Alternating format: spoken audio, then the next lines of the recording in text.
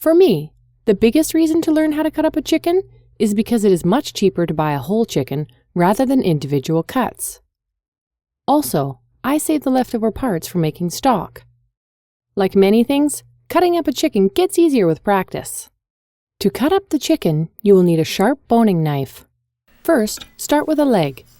Begin by cutting through the skin and then pull the leg away from the body right down to the thigh joint. Bend back the leg until the thigh bone pops out of the socket. Continue by cutting around and through the joint to detach the leg from the body.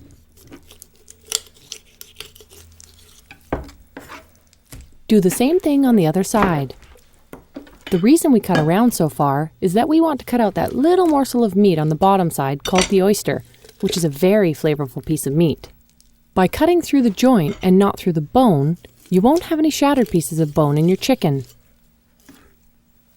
Feel for the breastbone at the very top that separates the two breasts.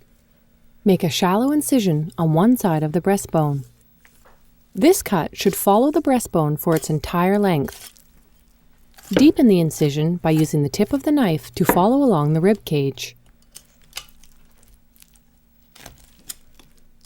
Your knife will come to a point just underneath the wishbone where the wing joint meets the rib cage. This joint is soft enough to slice through easily. Do the same thing for the other side.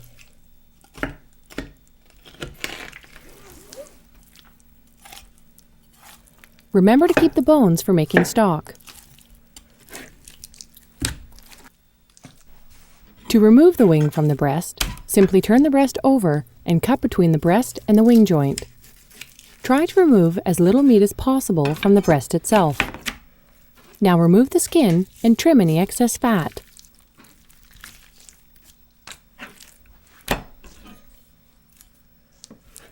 At this point, you can leave the breast whole or cut it into medallions.